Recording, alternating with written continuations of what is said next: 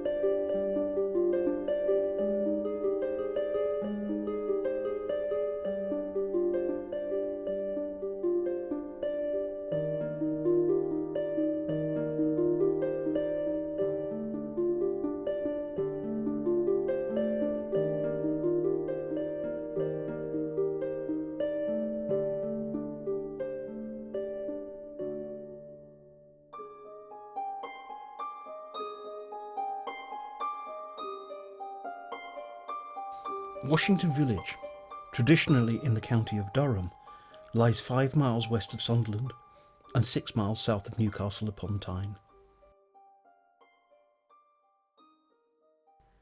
Washington was designated a new town in 1964, became part of Tyne and Wear in 1974, and has expanded dramatically since. The name Washington probably comes from 3 elements. Huessa, the name of a local Anglo-Saxon chieftain, Ing being the people or family of, and Ton meaning town or village. By 973, a wooden Saxon hall is mentioned in a charter as the Manor of Wessington, which after the conquest was held by the bishops of Durham. In the Bolden Book of 1183, William de Hartburn, a tenant of Hugh le Puiset, then Bishop of Durham, is recorded as William of Hartburn has Wessington, the church and the land belonging to the church accepted, in exchange for the town of Hartburn, which he has quit-claimed on account of this, and he renders 4 shillings. It was de Hartburn who built the first stone hall, a vestigial fragment of which is visible in the internal wall between the kitchen and the adjoining hall, where the 2 central arches, separated by a central pillar, form an entrance into the kitchen. The family name changed with the acquisition of the manor from de Hartburn to Wessington, later becoming altered to Washington.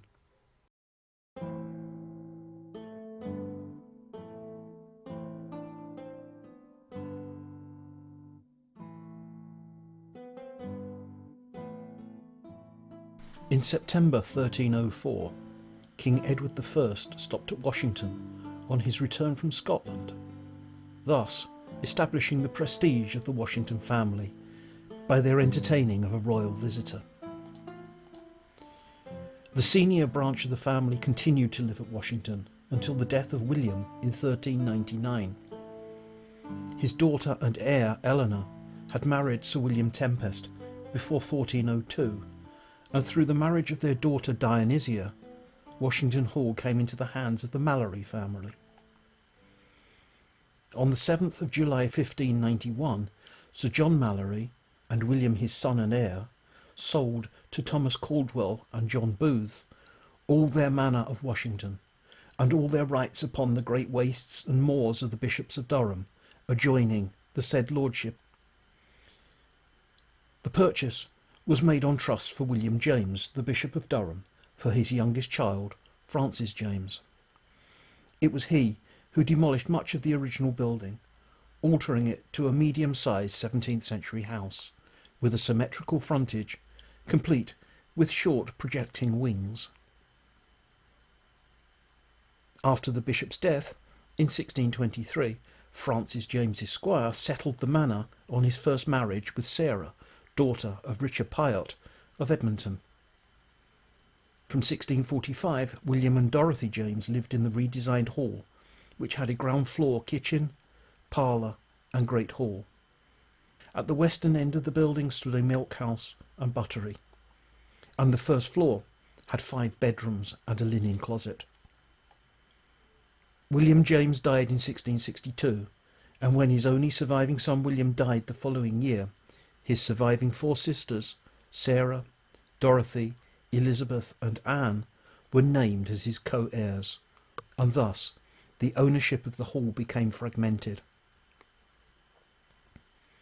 It continued to be used as a residence until the 19th century, when it was bought and partitioned into multiple tenements.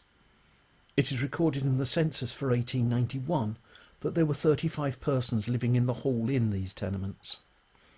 But the building had started to fall into a state of decline through neglect, and by 1936 it was considered to be unfit for habitation. At this time, many individuals became involved in raising both local awareness of the building's history and the securing of funds for renovation work. The prime mover of this was Frederick Hill, the teacher at the nearby school. The restoration work on the hall began in 1937, stopping briefly during World War II, and was finally completed in 1955, when the hall, with its George Washington connection, was opened by Winthrop W. Aldrich, the American ambassador to Britain. In 1957, the National Trust assumed responsibility for the hall, and much has been done to restore the Jacobean period interior and the formal gardens.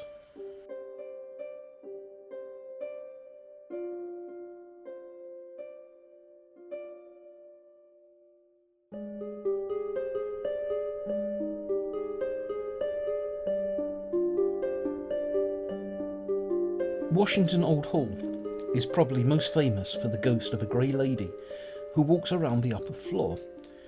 She has been seen and often described as wearing a long flowing grey dress, and in some accounts she is seen weeping.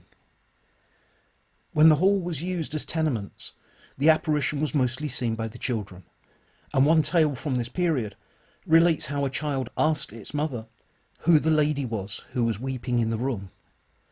There was, of course, no living person in the room.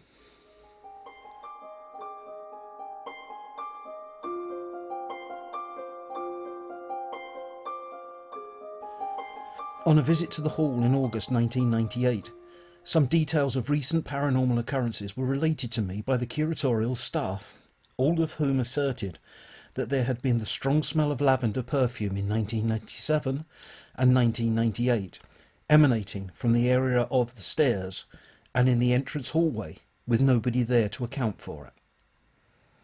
Another incident concerned a young woman with children who, having taken the children out of the hall, quickly returned to say that there was a definite presence there, especially in the great hall. She asserted that the hall had the feel of a church, although she was unaware at the time that the building is used as a wedding venue, and that the spirit seemed to like watching the ceremonies in the hall. Kate Gardner, the custodian at the time of my visit, told me that when she was talking to one of the caterers in the upstairs room, the caterer started looking past her at what they later described as a figure in the room. There was, of course, nobody there.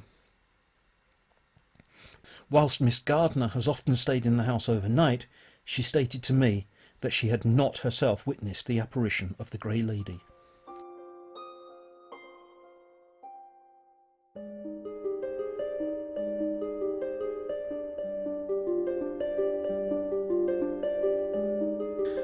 Weddings frequently take place at the hall, and some visitors have claimed that a female spirit likes to come and watch the proceedings. Staff at these events have reported often hearing quick footsteps, as though of a late guest was rushing to come to the front door. But on opening the door to let them in, there was never anybody there. On the staircase, staff have often claimed to hear what sounds like young children jumping down the steps, jumping multiple steps at a time with loud thumps. It is said, without good evidence to back it up, that during the time when the hall was subdivided into tenements, there was a fire and children died in this.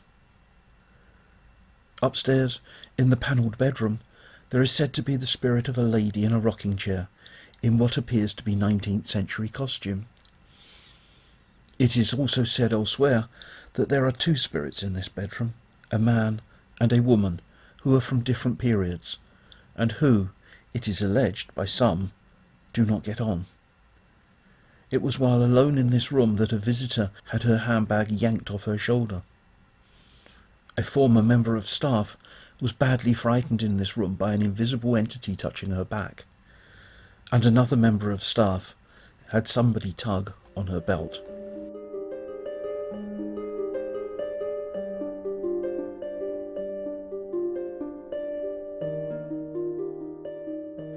Finally, we come to the two experiences that I had at the hall while visiting there in 1998.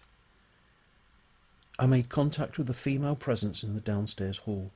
She was standing near to the cooking range in the oldest part of the building, and I could see her looking through one of the arches.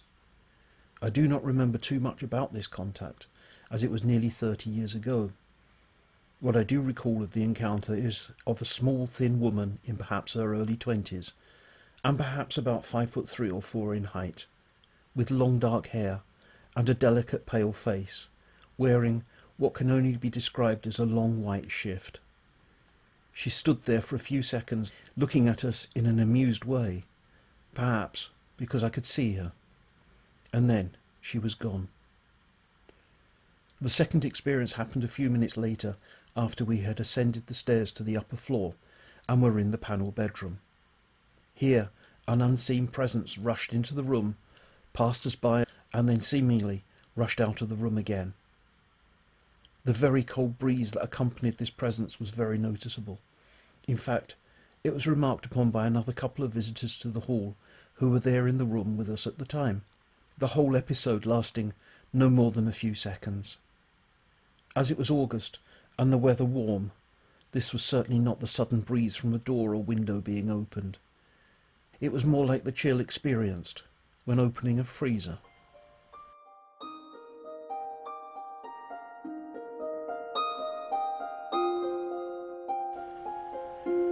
Washington Old Hall is in the care of the National Trust and is open to the public. A link to the webpage with details of opening times is given below.